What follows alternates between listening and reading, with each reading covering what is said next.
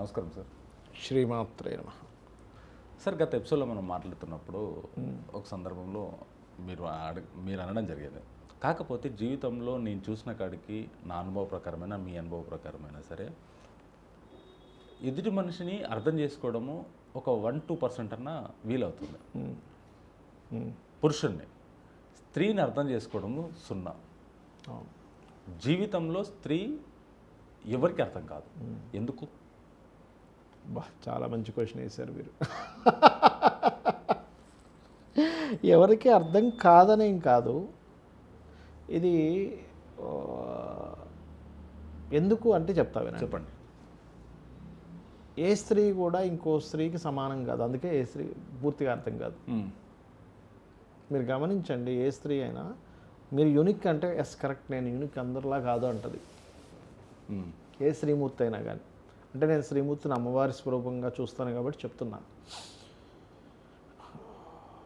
ఎందుకు అర్థం కారు అంటే ఎమోషన్స్ ఆఫ్ కాంబినేషన్. స్త్రీ అంటే fully emotions, okay, lot of emotions. ఎలా అంటే మీరు ఏదైనా ఒక స్త్రీని కనుక మీరు ఇంటికి ఆహ్వానించారనుకోండి, తను ఒక ఎక్స్పెక్టేషన్తో ఉంటుంది.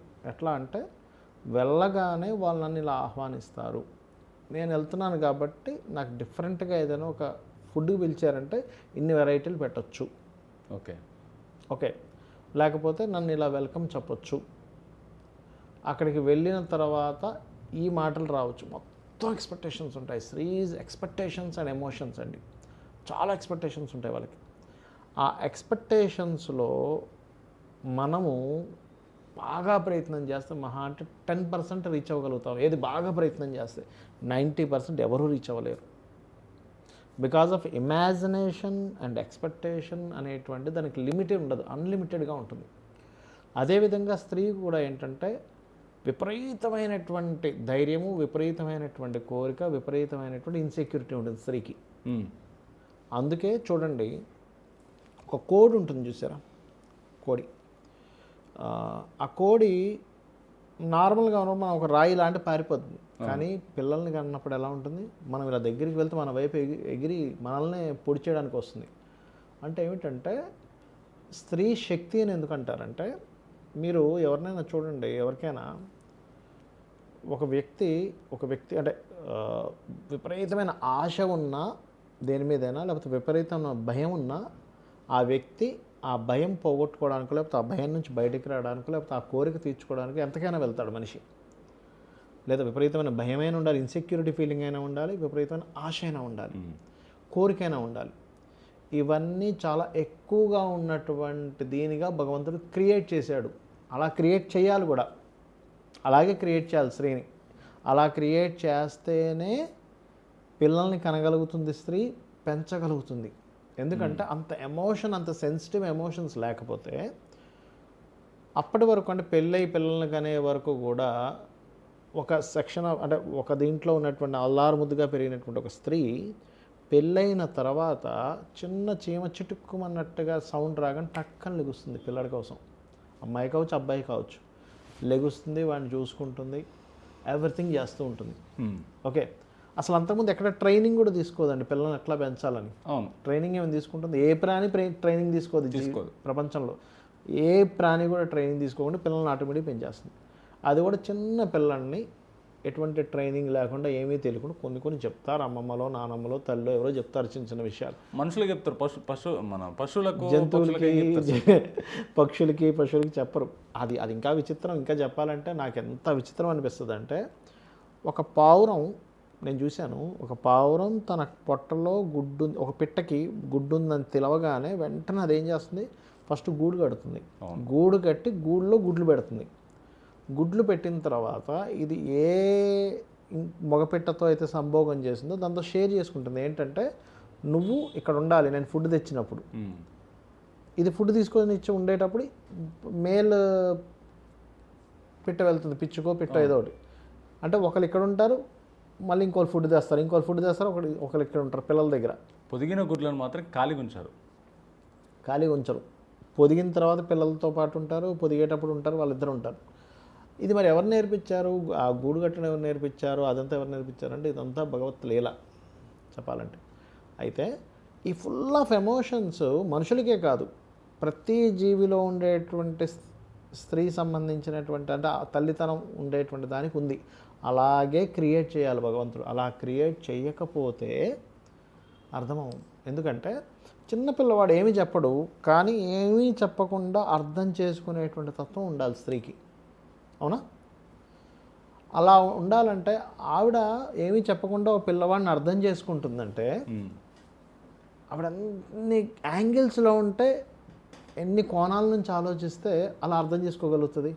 అలాంటప్పుడు అన్ని కోణాల నుంచి ఆలోచించే స్త్రీ అందుకే మనకు అంత తొందరగా అర్థం కాదు. అందుకే అంటున్నాను సార్, స్త్రీని అర్థం చేసుకోవడం జీరో. అంటే అర్థం చేసుకోవడం జీరో అని కాదు, ఇక్కడ ఏంటంటే 100% అర్థం చేసుకోలేము. అసలు అర్థం చేసుకోలేమని కాదు, కొద్ది వరకు 100% అర్థం చేసుకోలేము.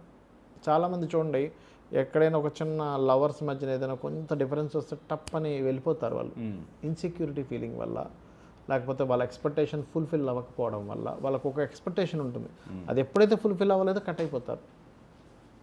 అవును, వాళ్ళని అర్థం చేసుకోవట్లేదు, కట్ అయిపోతారు. వాళ్ళని పట్టించుకోవట్లేదు, కట్ అయిపోతారు. వీడు మనకు కరెక్ట్ కాదనుకుంటున్నారా, కట్ అయిపోతారు. అంటే వాళ్ళకి కరెక్ట్ అయిన వాళ్ళు కావాలి. వీళ్ళ వెనకాతలు అంటే స్త్రీ వెనకాతల ఎంత అందగాడు, ఎంత డబ్బున్నవాడు వెనకాతలు తిరిగినా పడరండి అంత ఈజీగా. వాళ్ళు పడాలి అని అనుకుంటే మనం అసలు ఈ అమ్మాయి ఈ అబ్బాయికి పడిందా అనిపిస్తుంది, కానీ నిజం చెప్పాలంటే ఆ అమ్మాయి అబ్బాయిని పడేసింది. రోడ్ల మీద వెళ్తుంటే వాడేమో చెత్తకుప్పలో కాయలు ఏరుకున్న వాడు ఉంటాడు, ఈ అమ్మాయిలు ఏమో చూస్తేనే ముడత మాసిపోయేలా ఉంటుంది, అసలు రాణిలా ఉంటుంది, వీళ్ళకి ఎలా కలిసిందిరా అనుకొని అనిపిస్తుంది కదా. నేను చాలామందితో నేను రీసెర్చ్ చేసినప్పుడు, నేను ఎందుకు ప్రేమించాను నాకు తెలియదు అంటే ప్రేమించాను అంటది అమ్మాయి. అంటే ఒకప్పుడు ఇది, ఇప్పుడు మాత్రం కొంచెం క్యాల్కులేషన్స్ చూసుకుంటున్నారు, కొంచెం మెచ్యూర్ అయ్యాలి బాగా వాళ్ళు కూడా. అంటే మెచ్యూర్ లేరని కాదు, గతంలో లేరని కాదు, ఇప్పుడు క్యాల్కులేషన్స్తో చూసుకుంటున్నారు. వాడికి కారు ఉందా లేదా, ఆస్తి ఉందా లేదా, ఇవన్నీ లెక్కలేసుకోవాలనేటువంటిది. కానీ ఒకప్పుడు విషయం నేను చెప్తున్నాను నేను. కాబట్టి ఏంటంటే fully emotions, fully insecurity, fully ధైర్యము, ఫుల్లీ తెగింపు అన్నీ ఎక్కువగా ఉంటాయి. కాబట్టి ఏ కోణం ఎప్పుడు ఓపెన్ అవుతుందో అర్థం కాదు, కాబట్టి అంత తొందరగా అర్థం చేసుకోలేము. బ్రహ్మదేవుడికి సాధ్యం కానిది, విష్ణుమూర్తి కూడా సాధ్యం కానిది. వాళ్ళకి సాధ్యం కాదనేం లేదు, వాళ్ళే సృష్టికర్తలు. కాకపోతే మానవులుగా మనం మాత్రం కంప్లీట్గా అర్థం చేసుకోలేమని కాదు. ఇక్కడ ఏమవుతుందంటే ఎక్స్పెక్టేషన్ అనేటువంటిది నోరు తెరిచి చెప్తే తెలుస్తుంది కదా.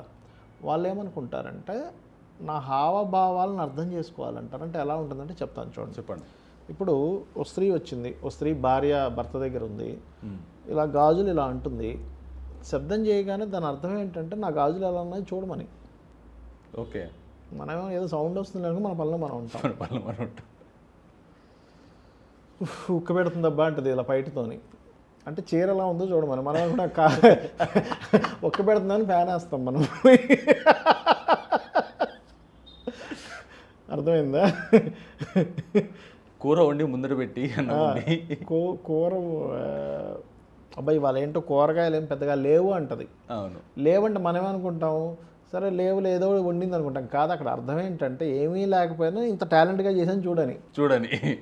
చాలామంది నాకు చెప్తుంటారు, ఏంటి సార్ మా గర్ల్ ఫ్రెండ్ ఏంటో వాడోడో చూసాడంటది, వీడోడో ఫోన్ చేసాడంటది. అంటే నీకు అర్థం కావట్లేదు, ఇంతమంది వెంటబడుతున్నారని సిగ్నల్ చెప్తుంది, నువ్వు అలర్ట్గా ఉండు అని.